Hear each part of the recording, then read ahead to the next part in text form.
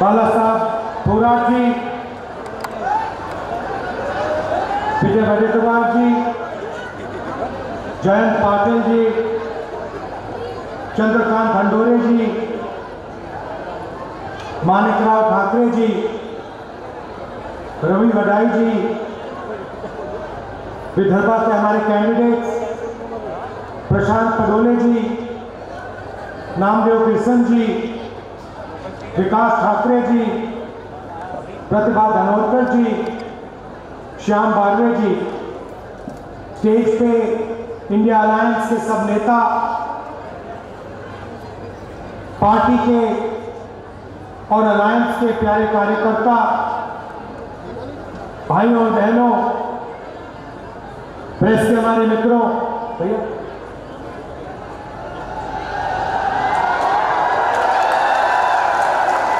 अरे लाइव चालू है रे। ये भी है ना, हमारा भी कैमरा है ना, ये नहीं क्या ये आप सबका यहाँ बहुत स्वागत। ये आपने हमारा मैनिफेस्टो देखा है, ये हमारे मैनिफेस्टो के अरे भाई मिल रहा है यार, पहले सबसे बड़े वादे हैं। थोड़ा देर की बात है। और अगर आप देखेंगे बहुत सोच समझ के हमने ये मैनिफेस्टो बनाया है। ये मैनिफेस्टो बंद कमरों में नहीं बना, ये मैनिफेस्टो हजारों लोगों से बातचीत करके, किसानों से मिलकर, मजदूरों से मिलकर, महिलाओं से, बुजुर्गों से बातचीत करने के बाद ये मैनिफेस्टो बना है।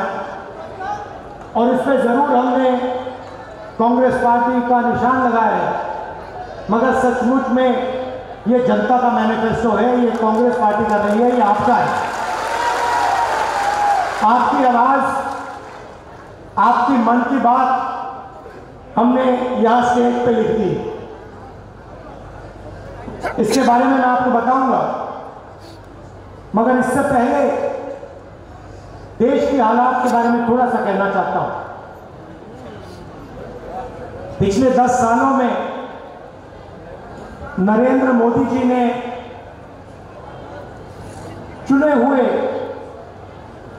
अरबपतियों के लिए सरकार चलाई। नाम आप जानते हो, सबसे बड़ा नाम अदानी जी, अदानी का नाम है। घर जाएंगे तो गूगल पे उनकी शेयर प्राइस जो है उसको देख लेना। जिस दिन नरेंद्र मोदी की सरकार आती है, उस दिन के बाद अदानी की शेयर प्राइस बढ़ती जाती है, बढ़ती जाती है, बढ़ती जाती है। और पूरा देश जानता है कि इसको नरेंद्र मोदी की सरकार कहा जाता है, मगर सचमुच में यह अदानी की सरकार है। एक अरबपति की सरकार है और सब कुछ अदानी के लिए किया जाता है। महाराष्ट्र में आपका एयरपोर्ट, मुंबई का एयरपोर्ट था, किसी और के हाथ में था। उस पर सीबीआई इंक्वायरी होती है, दबाव लगाया जाता है, धमकाया जाता है, और जादू से कुछ ही दिन बाद वो एयरपोर्ट अदानी जी के हवाले कर देता है। सब इंक्वायरी बंद हो जाती है, सीमाएं शांत हो जाती है। अदानी जी महाराष्ट्र का सबसे बड़ा एयरपोर्ट चलाते हैं। और ये सिर्फ एयरपोर्ट के साथ नहीं हुआ है, ये पोर्ट्स के साथ हुआ है। हिंदुस्तान के सारे पोर्ट्स इनके हाथ में हैं। इंफ्रास्ट्रक्चर के साथ हुआ है, पुल बनते हैं, सड़कें बनती हैं, फायदा उन्हीं को जाता है। खदान उनकी, कोयला उनका, सोलर पावर उनका, विंड पावर उनका, बिजली उनकी, सारा का सारा अदानी जी के लिए, और 5-10 और होंगे। इससे हुआ क्या कि आज हिंदुस्तान में 22 ऐसे लोग हैं, 22, सिर्फ 22, जिनके पास उतना ही धन है जितना हिंदुस्तान के 70 करोड़ लोगों के पास। मतलब देखिए, 22 लोग पहली लाइन में 22 लोग बैठे हैं। आप सोचिए, इतने लोगों के पास उतना ही धन है जितना हिंदुस्तान के 50% आबादी के हाथ में। और 24 घंटा नरेंद्र मोदी जी कभी धर्म की बात करेंगे, कभी गरीबों की बात करेंगे, कभी हिंदू मुस्लिम कहेंगे, एक जात को दूसरी जात से लड़ाएंगे, और लक्ष्य एक ही है कि आपका जो धन है, आपको पता भी नहीं लगता, जो आप जीएसटी में देते हो। आप शर्ट खरीदते हो, टैक्स लग जाता है, पेट्रोल खरीदते हो, टैक्स लग जाता है, जूते खरीदते हो, टूथपेस्ट खरीदते हो, जो भी आप खरीदते हो फिर टैक्स लग जाता है, और आप उतना ही टैक्स देते हो जितना गौतम अडानी देता है। अगर आपने शर्ट खरीदी, 500 रुपए की शर्ट खरीदी, आप भी 18% दोगे, अडानी भी 18% दोगे, और आपकी आमदनी हजारों में, उसकी आमदनी हजारों करोड़ में, टैक्स एक ही देते। 24 घंटा मीडिया प्रधानमंत्री का चेहरा टीवी पे दिखाता है। मैं कन्याकुमारी से कश्मीर चला, 4000 किलोमीटर चला, और रास्ते में हजारों लोगों से मेरी बातचीत हुई, किसानों से, युवाओं से, सबसे मिला। मैं पूछता था सबसे जरूरी मुद्दा कौन से है, कौन सा है? सब लोग जवाब देते थे बेरोजगारी, बेरोजगारी, महंगाई, किसान को सही दाम नहीं मिलते, गरीबों की इस देश में कोई भागीदारी नहीं, ये मुद्दे थे। और आप 24 घंटा टीवी देखो, ना आपको बेरोजगारी के बारे में बताएंगे, ना आपको महंगाई के बारे में बताएंगे, आपको कोई किसान नहीं दिखेगा, कोई मजदूर नहीं दिखेगा। आपको बॉलीवुड के स्टार दिख जाएंगे आगे पीछे नाचते हुए, आपको क्रिकेटर दिख जाएंगे, आपको नरेंद्र मोदी जी दिख जाएंगे, कभी वो आपको समुद्र के नीचे दिखेंगे पूजा करते हुए। अरे यार ये भाऊ खड़े रहो, बैठ जाओ वहां पे, मतलब पागल कर रहे हैं यार, मजाक बना रखा है। पूजा हो रही है, पंडित भी नहीं है, अकेले बैठे समुद्र के नीचे आर्मी वालों के साथ। और फिर एकदम समुद्र से आसमान में जाएंगे, सी प्लेन में, हेलीकॉप्टर में, ऊपर से। कोविड आएगा, लाशों के ढेर पड़े हुए हैं गंगा में, लाखों लाश चल रही है, हजारों लाशें चल रही हैं, और प्रधानमंत्री कहते हैं भाई और बहनों खाली हो जाओ। नहीं, और मीडिया कहता है देखो प्रधानमंत्री ने क्या गजब की बात बोली, कमाल कर दिया। वहां पे सांस नहीं ली जा रही, लोग दम तोड़ रहे हैं, मर रहे हैं, वेंटिलेटर नहीं है, ऑक्सीजन नहीं है। मीडिया कह रही देखो कमाल किया मोदी जी ने, थाली बजवा दी हिंदुस्तान से, मरते हुए हिंदुस्तान से थाली बजवा दी। उसके बाद कहते हैं भाइयों और बहनों मोबाइल फोन जला, मोबाइल फोन की लाइट चला, वो चला दी। फिर मीडिया कहता है देखो कमाल की बात की मोदी जी ने, हिंदुस्तान में सेल फोन की लाइटें जला दी। और बाकी दुनिया देख रही करिए ये क्या हो गया भाई। और कोई प्रधानमंत्री खाली नहीं बन रहा था, वो बचा रहे थे लोगों को, जान बचाने में लगे थे। तो मजाक समझ रखा है, कभी कुछ बोलेंगे कभी कुछ और बोलेंगे, बस आपका ध्यान भटकाने का काम करते हैं। आप उनका भाषण सुनो, ध्यान से सुनो। उनका काम आपके ध्यान को इधर उधर ले जाने का है। अदानी जी का काम आपका धन आपके जेब में से निकालने का। नरेंद्र मोदी जी कहते हैं मैं ओबीसी हूं, ठीक है आप ओबीसी हैं, तो ओबीसी के सामने पिछड़े वर्ग के सामने एक सबसे बड़ा सवाल है। इस देश में पिछड़े वर्ग के कितने लोग हैं? कोई कहता है 50% है, कोई कहता है 55% है, कोई जानता ही नहीं है। मगर मैं आपको एक बात कह सकता हूं, जितनी आपकी आबादी है उतनी आपकी भागीदारी इस देश में है ही नहीं। यह मैं गारंटी करके कह सकता हूं। जितनी आबादी आदिवासी की है उतनी भागीदारी आपकी नहीं है। जितने इस देश में दलित हैं उनकी भागीदारी नहीं है। मीडिया की लिस्ट निकालो,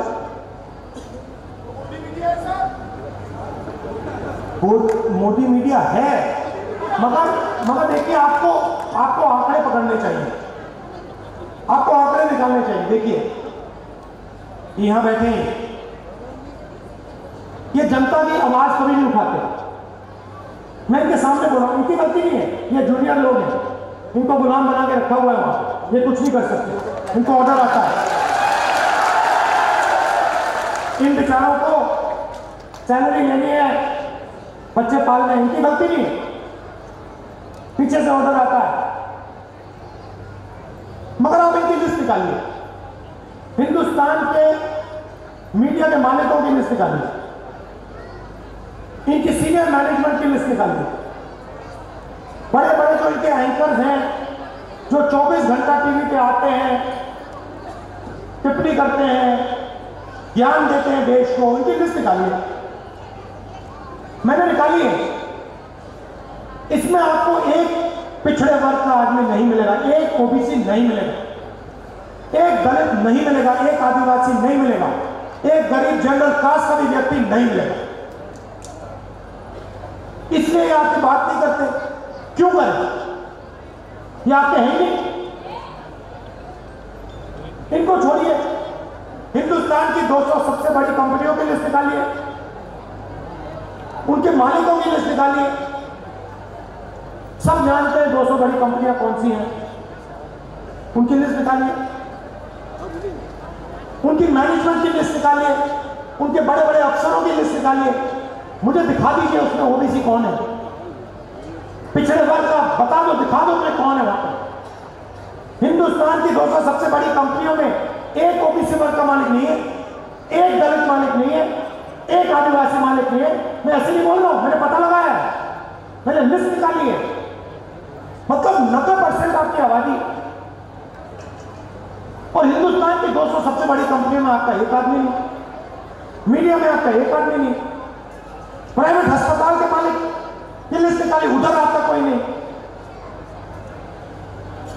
सबसे बड़े कॉलेज यूनिवर्सिटी, इनकी लिस्ट निकाली, उधर आपको नहीं मिलेगा। अब आप कहोगे भैया ये तो हमारा काम नहीं है, तो फिर ठीक है, हिंदुस्तान की सरकार को 90 अफसर चलाते हैं, बजट बढ़ता है, महाराष्ट्र को पैसा आता है, तमिलनाडु को पैसा जाता है, सड़कों में लगाया जाता है, डिफेंस में जाता है। बजट को 90 लोग बांटते हैं, 90 IAS अफसर है, लाखों करोड़ रुपए वो बांटते हैं, डिसाइड करते हैं कहां जाएगा, आपके बच्चों की शिक्षा में कितना जाएगा। 90 नाम में से एक नाम दलित है, एक नाम आदिवासी है, 3 नाम ओबीसी है। आपकी आबादी 50% और 90 में से 3, और वो भी छोटे छोटे डिपार्टमेंट में पीछे कहीं बैठे हुए हैं, बड़े डिपार्टमेंट में कोई नहीं है। और अगर हिंदुस्तान की सरकार 100 रुपए खर्च करती है तो दलित, ओबीसी, आदिवासी अफसर 6 रुपए 10 पैसे का निर्णय लेते हैं। आपकी आबादी कहां 90%, भागीदारी 100 रुपए में से 6 रुपए 10 पैसे, और फिर प्रधानमंत्री कहते हैं मैं ओबीसी हूं। कैसे ओबीसी हो? पिछड़ों का आपने क्या किया? ओबीसी के लिए क्या किया आपने, ये बता दो मुझे। कौन सी योजना आप लाए हिंदुस्तान के किसानों के लिए? वो ओबीसी है। गरीबों के लिए कौन सी योजना लाए? जो छोटा व्यापार चलाते हैं उनके लिए कौन सी योजना लाए, मुझे बता दो। एक योजना नहीं लाए आप।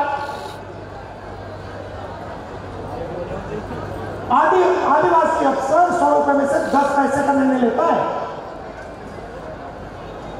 दलित 100 रुपए में से 1 रुपए का निर्णय लेता है। पिछड़े वर्ग ओबीसी 100 रुपए में से 5 रुपए का निर्णय लेते हैं।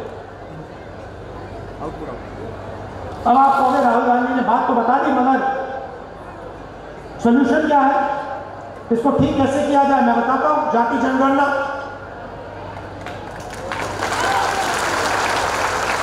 किसी को चोट लगती है, सबसे पहले डॉक्टर कहता है भैया एक्सरे करो, 1 मिनट में पता लग जाता है। तो हमारा पहला वायदा वो है, सरकार बनने के एकदम बाद जाति जनगणना, इकोनॉमिक सर्वे, संस्थाओं का सर्वे कि हिंदुस्तान का धन किसके हाथ में है, कितना धन पिछड़े वर्ग के हाथ में है, कितना दलितों के हाथ में है, कितना आदिवासियों के हाथ में है, कितना गरीब जनरल कास्ट के हाथ में, कितना माइनॉरिटीज के हाथ में। हिंदुस्तान की संस्थाओं में ओबीसी कितने, दलित कितने, आदिवासी कितने, कहां, कौन सी पोजीशन पे, जाति जनगणना से ये सब पता लग जाएगा। और क्रांतिकारी काम है। देखिए, हम आपका टाइम जाया नहीं करते हैं। कांग्रेस पार्टी आजादी के लिए लड़ी, हरी क्रांति, सफेद क्रांति, कंप्यूटर रेवोल्यूशन, बैंक नेशनलाइजेशन, ये काम हम करते हैं आपके लिए, आपके साथ मिलके। तो ये क्रांतिकारी काम है। इसके बाद दूध का दूध, पानी का पानी हो जाएगा, सबको पता लग जाएगा भागीदारी किसकी है, कितनी है, कहां। तो ये पहला कदम है। दूसरा कदम, यहां पे महिलाएं आई हैं। आप देश के भविष्य की देखभाल करती हो और आप डबल काम करती हो। आप जॉब भी करती हो और आप घर भी चलाती हो, बच्चों की भी देखभाल करती हो। करती हो नहीं करती हो? मगर इसके लिए आपको कभी सही कॉम्पेंसेशन नहीं दिया गया। सही बात है। आप जाके जॉब करते हो, आप पुरुष हो, आप जाके जॉब करते हो, आपको सैलरी मिलती है। आपकी बीवी घर में काम करती है, वो भी जॉब करती है, जॉब के लिए उसको सैलरी मिलती है, मगर जो घर में काम करती है उसके लिए उसको कुछ नहीं मिलता। तो आपको मिलता है, मगर ये डबल काम करती है, इनको डबल पैसा नहीं मिलता। तो ये बातचीत हमने कांग्रेस पार्टी में की और हमने निर्णय लिया कि देखिए, जो महिलाएं हिंदुस्तान के भविष्य की देखभाल कर रही हैं, जिनको उसके लिए कॉम्पेंसेशन नहीं मिलता है, पहली बार दुनिया में कोई भी सरकार क्रांतिकारी काम करने जा रही है। हिंदुस्तान के सारे गरीब परिवारों की हम लिस्ट निकालेंगे। जो भी गरीबी रेखा के नीचे होंगे, सारे परिवारों के हम लिस्ट निकालेंगे। हर परिवार में से एक महिला को हम चुनेंगे और उस महिला के बैंक अकाउंट में साल के 1 लाख रुपए आपकी अगली सरकार डालेगी। हर महीने ठकाठक 8,500 रुपए आपके बैंक अकाउंट में। 1 तारीख को आप उठेंगी, बैंक में जाएंगी और देखेंगे कि भैया 8,500 रुपए सरकार ने आपके बैंक अकाउंट में डाल दिया। और ये कोई तोहफा नहीं है, गिफ्ट नहीं है। ये मत सोचिए कि ये गिफ्ट है। जो आप हर रोज घर में करती हो, मदद करती हो, बच्चों की देखभाल करते हो, हिंदुस्तान के भविष्य की देखभाल करते हो, इसके लिए आपको पैसा दिया जा रहा है। अगर नरेंद्र मोदी ने 22 लोगों को 16 लाख करोड़ रुपए दिए। 16 लाख करोड़ रुपए मतलब 24 साल का मनरेगा अदानी की सरकार ने 22 लोगों को पकड़ा दिया। 24 साल का मनरेगा। तो हमने डिसाइड किया है जितना उन्होंने 22 लोगों को दिया है उतना हम हिंदुस्तान के गरीबों को फंड दे देंगे। तो हर महीने 1 तारीख को करोड़ों महिलाओं को बैंक अकाउंट में 8,500 रुपए, साल के 1 लाख रुपए कांग्रेस पार्टी की सरकार, इंडिया की सरकार देगी। अब सबसे बड़ा मुद्दा बेरोजगारी का। मोदी जी ने कहा था 2 करोड़ युवाओं को रोजगार दूंगा, कुछ नहीं किया। उल्टा नोटबंदी की, गलत जीएसटी लागू कर दी, अग्निवीर दे दिया और जो रोजगार बनता था वो भी खत्म हो गया। तो दो चीजें तो मैं पहले कह लेता हूं। ये जो इनका अग्निवीर का स्कीम है, आते ही हम इसको रद्द कर देंगे, खत्म कर देंगे। क्योंकि हमें 2 तरीके के शहीद नहीं चाहिए। एक शहीद जिसको सरकार पेंशन देगी, उसको शहीद का दर्जा मिलेगा, उसके परिवार की रक्षा होगी। और दूसरा अग्निवीर शहीद जिसके परिवार को कहा जाएगा कि तुम्हारे बेटे को या बेटी को हम शहीद का दर्जा नहीं देंगे, तुम्हें कॉम्पेंसेशन नहीं मिलेगी, तुम्हें पेंशन नहीं मिलेगी। यह बिल्कुल गलत है।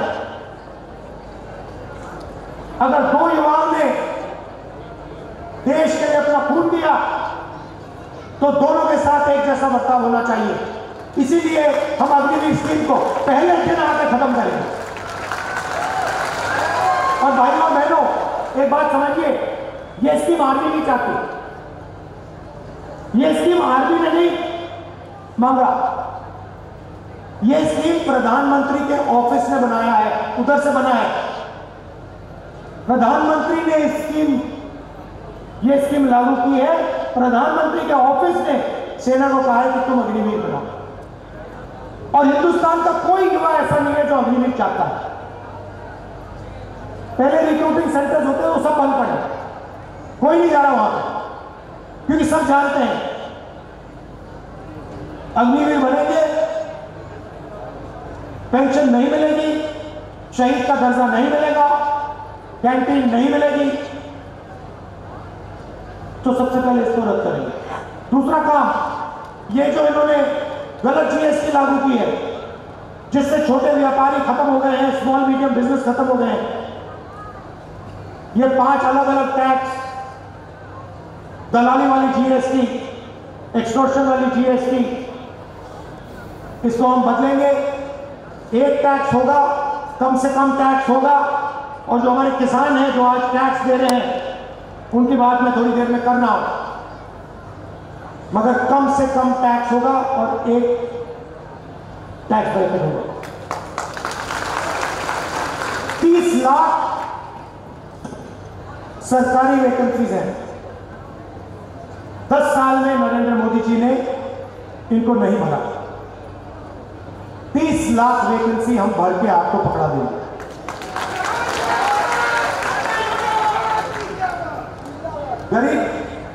गरीब घर के बेटे बेटियां बेरोजगार, अमीर घर के बेटे जब जॉब मार्केट में जाते हैं वो अप्रेंटिसशिप करते हैं।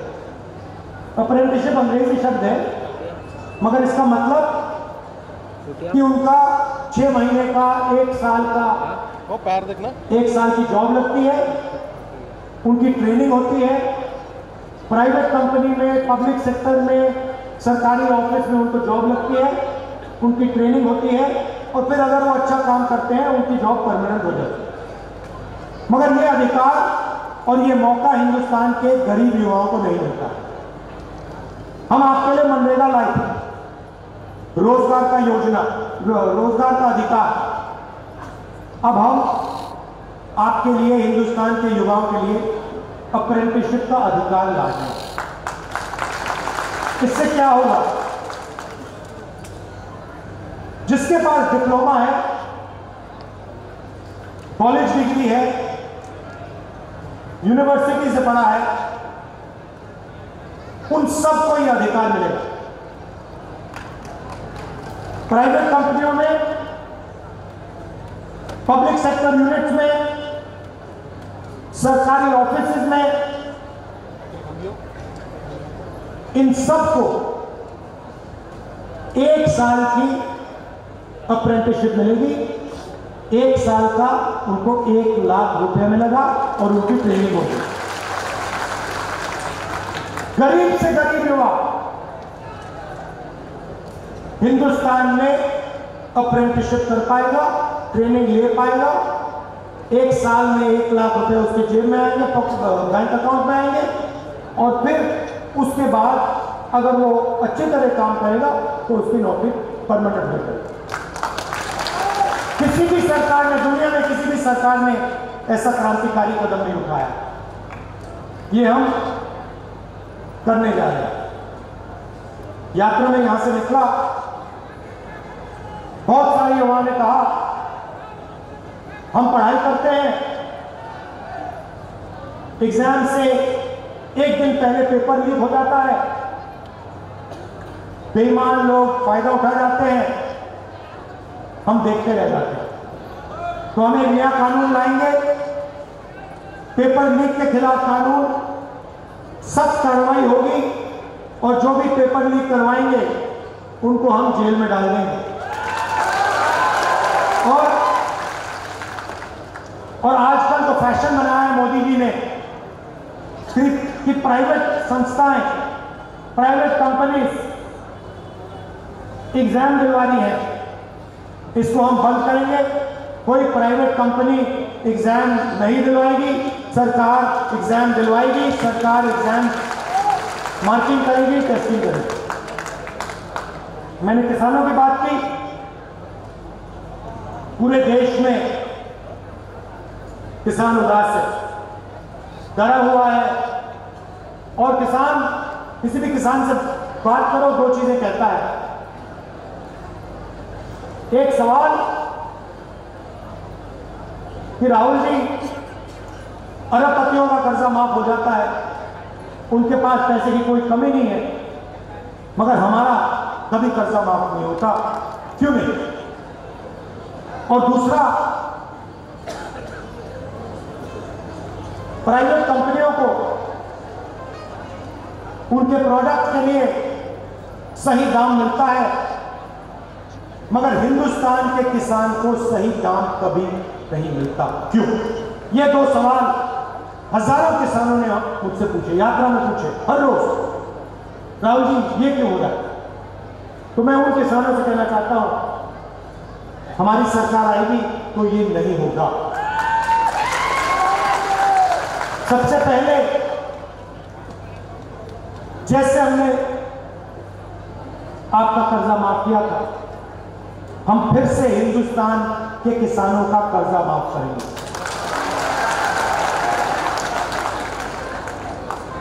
और जो उनकी सबसे बड़ी डिमांड है, हिंदुस्तान का हर किसान कह रहा है कि हमें कानूनी एमएसपी चाहिए, कानूनी मिनिमम सपोर्ट प्राइस चाहिए। वो हम हिंदुस्तान के किसानों के लिए करने जा रहे हैं। पहली बार हिंदुस्तान में कानूनी मिनिमम सपोर्ट प्राइस हमारी सरकार हिंदुस्तान के किसानों को देने जा रही है। ये हमारी गारंटी है। हम आपको झूठ नहीं बोलते हैं। आप जानते हो, ये आपकी आवाज है, ये आपने हमें बताया। हम कोशिश भी करते, आपके बिना ऐसा हम मैनिफेस्टो नहीं लिख पाते, क्योंकि ज्ञान जानकारी आप में है, हिंदुस्तान के करोड़ों लोगों में है। तो हम आपकी सरकार चलाएंगे, हम अदानी की सरकार नहीं चलाएंगे। हम किसानों की, मजदूरों की, छोटे व्यापारियों की सरकार चलाएंगे। हमारी कोशिश हिंदुस्तान के युवाओं को रोजगार देने की होगी, किसानों की रक्षा करने की होगी। हमारा चेहरा आपको टीवी पे नहीं दिखेगा, क्योंकि टीवी आपका है ही नहीं। टीवी अदानी का है, टीवी उन्हीं 22 लोगों का है। उधर आप मोदी जी का चेहरा देख सकते हो। ये टीवी वाले, ये जो हमारी क्रांतिकारी गारंटियां हैं, ये कभी नहीं दिखाएंगे। धन की बात करें 24 घंटा, मगर जब राम मंदिर के इनॉग्रेशन में आदिवासी राष्ट्रपति को अंदर नहीं जाने दिया, तो मीडिया ने एक शब्द नहीं बोला, एक शब्द नहीं बोला, चुप थे। देश के राष्ट्रपति को, देश की राष्ट्रपति को राम मंदिर के इनॉग्रेशन में नहीं आने दिया। क्यों? क्योंकि वो आदिवासी है। मगर मीडिया ने एक शब्द नहीं बोला, चुप थे बिल्कुल। मैं देख रहा था, वहां पे अदानी बैठे थे, अंबानी बैठे थे, सब बैठे थे, लाइन लगी हुई थी। बॉलीवुड के सारे स्टार बैठे थे, क्रिकेटर बैठे थे, मगर वहां एक पिछड़ा नहीं था, एक दलित नहीं था, एक आदिवासी नहीं। ये सच्चाई है।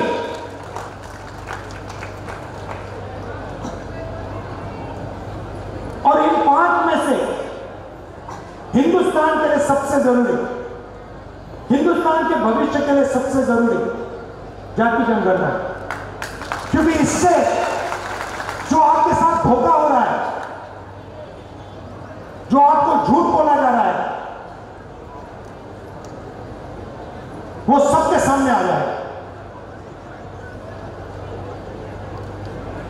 प्रधानमंत्री कहते हैं कि ओबीसी की सरकार है, गरीबों की सरकार नहीं। गरीबों की नहीं है, ओबीसी की नहीं है, दलितों की नहीं है, आदिवासियों की नहीं है, गरीब जनरल कास्ट की नहीं है, 22-25 लोगों की है।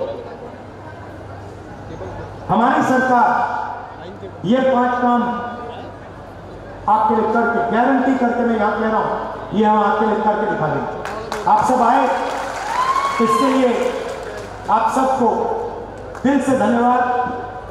नमस्कार, जय हिंद।